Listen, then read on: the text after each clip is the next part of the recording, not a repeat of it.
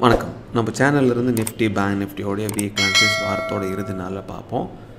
வாங்க இந்த வீடியோவில் நிஃப்டியோடைய வீக் அனாலிசிஸ் பார்க்கலாம். லாஸ்ட் வீக் என்ன நடந்துச்சு, இந்த வாரம் என்ன நடந்துச்சு, அடுத்த வாரம் நடக்க வாய்ப்புகள் இருக்குங்கிறத அனாலிசிஸ் பண்ணலாம். அடுத்த வீடியோவில் பேங்க் நிஃப்டி பார்க்கலாம். நிஃப்டியோடைய வீக்லி சார்ட் இப்போ நீங்கள் பார்த்துட்ருக்கீங்க. ஸோ போன வாரம் நல்லா பேரிஷாக வந்துருந்துச்சு. நல்ல நீளமான ஒரு பேரிஷ் கேண்டில்ஸ்டிக்ஸாக வந்துருந்துச்சு. ஸோ நல்லா அதோடைய லென்த்தே நீளமாக இருந்ததுனால அந்த ரேஞ்சை மேலே கீழே பிரேக் அவுட் ஆனால் தான் அடுத்தது கண்டினியூ இல்லையான்னு தெரிய வரும்னு சொல்லியிருந்தோம். ஸோ இன்றைக்கி அந்த நீளமான அந்த பேரிஷ் கேண்டில்ஸ்டிக்குள்ளே பாருங்கள் புல்லிஷ் கேண்டில்ஸ்டிக்ஸ் இன்சைடில் க்ளோஸ் ஆகிருக்கு. ஸோ அப்போ இன்னும் நம்ம அந்த ரேஞ்சை மேலே பிரேக் பண்ணதா கீழே பிரேக் பண்ணதாங்கிறதான் பார்க்கணும். என்னென்னா இது நல்லா மேலே க்ளோஸ் ஆகிருக்கிறதுனால அதோடைய ரெசிஸ்டன்ஸ் லெவலுக்கு பக்கத்தில் இருக்கிறதுனால இந்த ரேஞ்சை ஃபஸ்ட்டு டெஸ்ட் பண்ணிடலாம். பண்ணிவிட்டு அங்கேருந்து சப்போர்ட் அடிச்சுன்னா நல்லா மேலே போக வாய்ப்புகள் இருக்குது. அங்கேருந்து ரிஜெக்ட் ஆனால் தான் மறுபடியும் இதுக்குள்ளே வரலாம். அதனால் இந்த ரேஞ்சை பிரேக் பண்ணதா பிரேக் பண்ணலையா அப்படிங்கிறத நம்ம செக் பண்ணி பார்ப்போம்.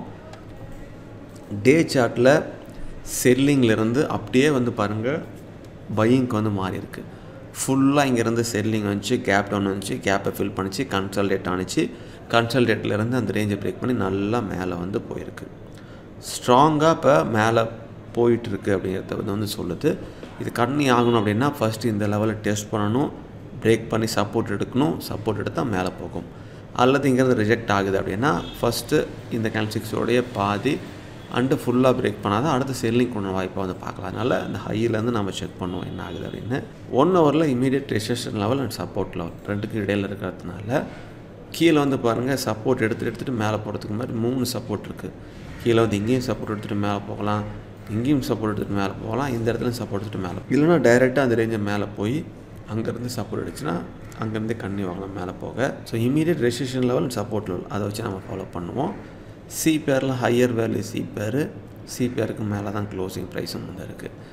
ஸோ இங்கே பாருங்கள் வெரி நேரம் சிபிஆர் இருக்கும் போதே சொல்லியிருந்தோம் ஏதாவது ஒரு ரேஞ்சை பிரேக் அவுட் ஆகுதுன்னா நல்லா ட்ரெண்டிங்காக இருக்கும் அப்படின்னு. ஸோ இந்த மாதிரி கிடைக்கிற வாய்ப்பெல்லாம் நம்ம செக் பண்ணிக்கணும். அப்பப்போ எப்போல்லாம் கிடைக்குது வேணாலும் சிபிஆர், அதுக்கப்புறம் அடுத்த நாள் என்ன ஆகுது அப்படிங்கிறத நீங்கள் ப்ராக்டிஸ் பண்ணாலே புரிஞ்சிக்கலாம். ஸோ இப்போ சிபிஆருக்கு மேலே ஓப்பன் ஆகிட்டு சப்போர்ட் எடுத்து R1 தானே R2 R1 ரிஜெக்ட் ஆனால் சிபிஆர் இதுதான் மேலே ஓப்பன் ஆனால். கீழே ஓப்பன் ஆனால் செல் பண்ண வேண்டாம். S1 வரைக்கும் வரட்டும். S1 சப்போர்ட் எடுக்குதுன்னா திரும்ப R1 வரைக்கும் போகும். S1 கீழே பிரேக் பண்ணால் S2 வரைக்கும் வரும்.